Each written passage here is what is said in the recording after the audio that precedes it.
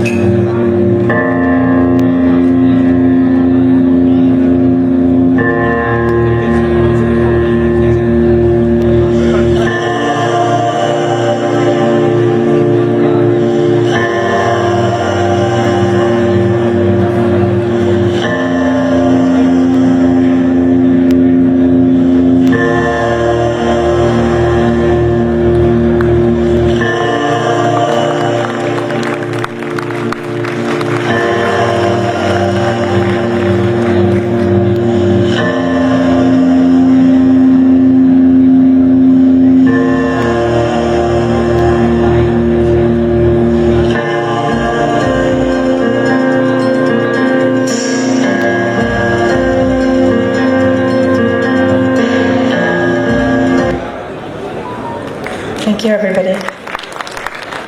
All the animals that you saw in this video are not even a fraction of the millions of animals in our country that are abused on a daily basis.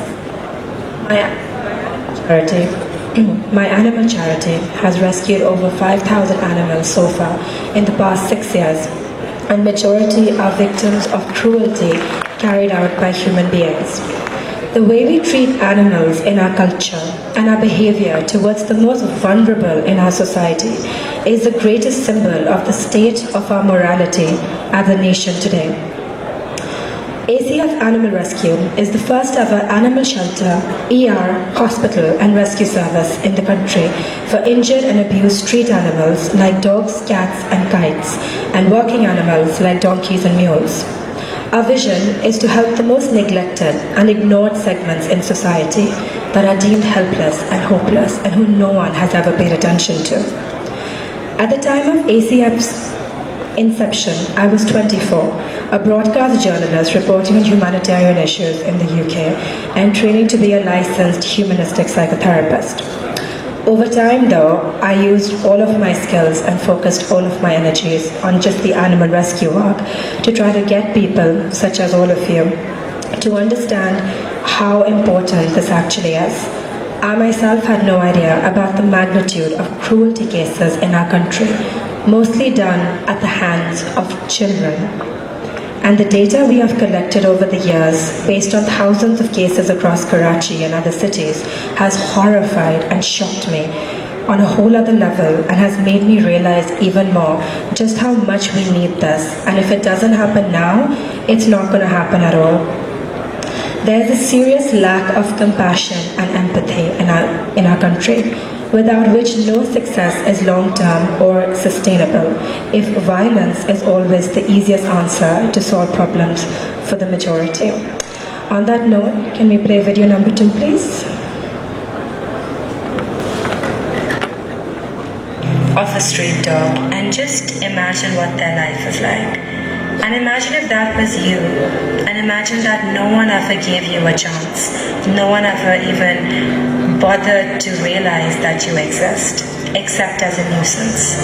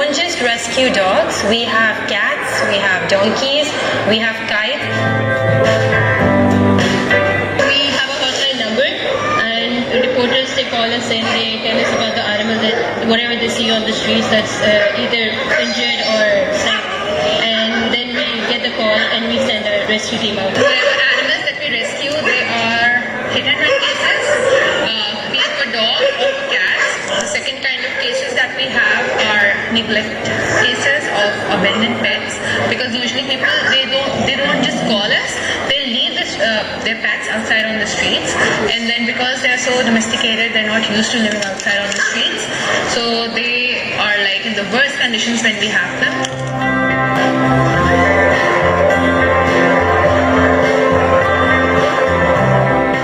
The kind of cases that we have gotten have been shocking, to say the least. People have broken bottles on the heads of dogs. Dogs have been shot at. Dogs have been poisoned. They have had their nails pulled out one by one. Children have cut off the ears of puppies. One dog we actually found one who was hanging somewhere.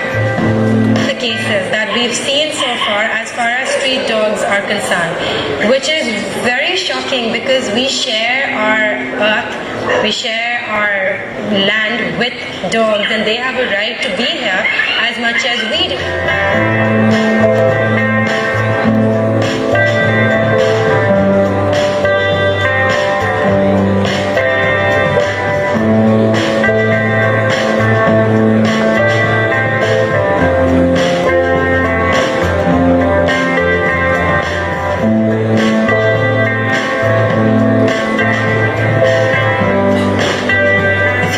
Street dogs and the overpopulation of street dogs a problem, then there has to be a humane way of dealing with lives. And the best thing to do that is done all over the world in any country where there is a larger overpopulation of street animals is to maintain that and to control that. There's a spay, neuter and release program. It's essentially fixing the animals so that they don't have any more babies, but yet they have a very healthy life. It's actually very good for the animal's health also. And you give an anti-rabies shot and you just let them roam freely and live their life, because the streets are then their natural habitat.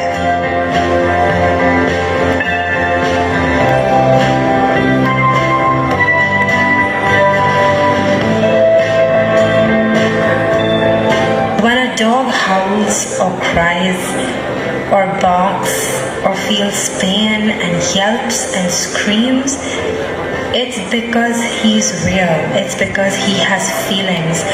Dogs feel, in fact, all animals feel what humans feel. Dogs feel sadness and happiness and jealousy and anger and betrayal and mistrust and joy. They feel everything that we feel. People think what we do is very cutesy and sweet, and it's not. It's really hard work, because we tend to see the most injustices that happen to the most powerless of creatures. We are trying to make people understand that this animal welfare needs to be a norm rather than an exception. And I think that's why this space is so important. And as far as adoptions go, we would love to have people visit. We'd love to have people volunteer with us. Look at our Pakistani breeds. They're really cool and they're amazing animals and they're amazing dogs. And why can't we give them a choice? I think that's a question we all need to really ask ourselves, because why don't we?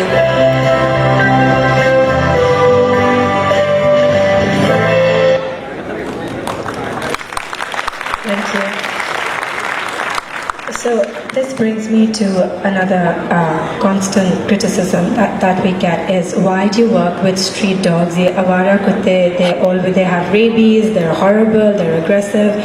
No dog is born bad. No animal is born bad, just like no human is born bad. The only reason a dog is going to bite a human is if the human has been bad to the dog.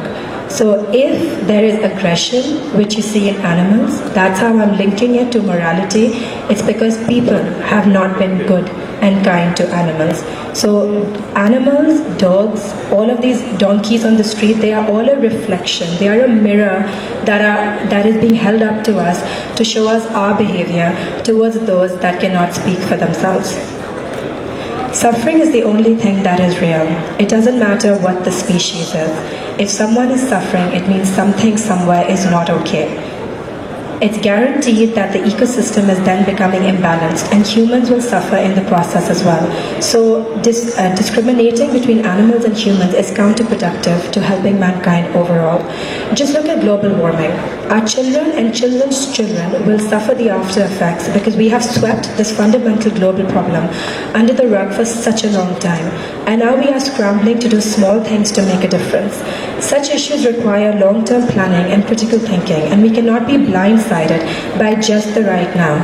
By caring about animals, you are investing in the future of the youth that everybody has been speaking about today. We are going to show you a quick example as to what we consider long-term planning and sustainability. And we have video number 3, please.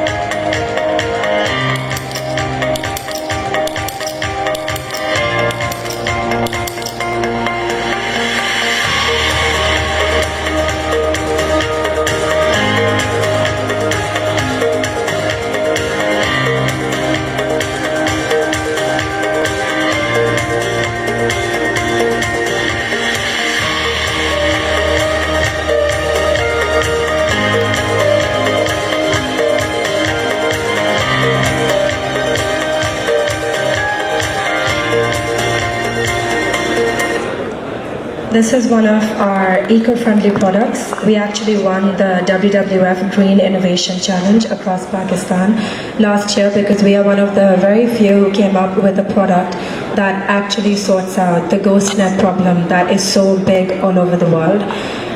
These are the type of innovative ideas that ACF looks at.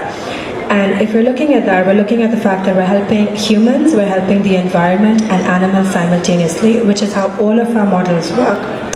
Historian Yuval Noah Harari says that the true test of anything real is to see if it suffers, meaning suffering is an objective reality, whereas everything else that we feel, that we think, even things like money and companies and organizations and morals and values, these are things humans have made up over time to actually be able to interact with each other without killing each other. This is how a large cooperative band of people actually works in history, in civilization. And this is how all of us are here today, because we are all trying to grow our brand, we're trying to learn from each other and try to cooperate how to make the world good for each other. However, we need to go into the depth of that to understand that at the core of it, we need to talk about suffering. We need to talk about living beings that actually suffer, because we can all make a lot of money, we can all do a lot of wonderful things, but if we're going to ignore the most fundamental core value of what life means, any life, be it human life or animal life, we need to consider that as something. So the problem is, because we don't consider animals as being worthy of being helped, so we don't fit into any CSR program of any company, because a lot of people, which is what all of us are to blame, is all of us have what we call selective empathy, giving preference to one suffering over the others, which is what happens when we reach out to fundraise and we face countless rejections from companies everywhere. Hence, we are so grateful to be standing here today, because we're here to open your minds as to why what we're doing is so important. And by not realizing that if you help animals, you will be investing in a brighter future for human beings, because you'll be making them more compassionate and less selfish human beings. And in any sort of work that you would want, any sort of success, wouldn't you want it to be good, kind people to carry that out? So when I was younger, I was also made to believe, living in Pakistan, as I'm sure all of you are, that it's first help humans and then help animals, and this is what the other criticism we hear all the time, that there's so many humans suffering, why are you bothering to help animals? Which made me realize that I have also been living in a world of selective empathy, and it's been very difficult to carry on this work that I have been doing so far. But I'm proud to say that in 6 years we've rescued over 5,000 animals. We have a staff of 40 at our sanctuary and our ER. We currently house about 500 animals at a time at our shelter.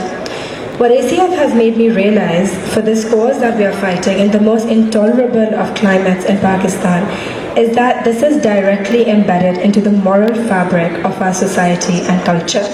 The average person won't bother learning about anyone's feelings or psychology unless they identify or look like them. So we might care about each other or a poor man on the road, but we need to understand that an animal's stomach growls, an animal feels sadness the same way that we do. So why is it that we only look at certain living beings and not others? People say what we do is a very westernized concept and it cannot take off in a third world country like ours.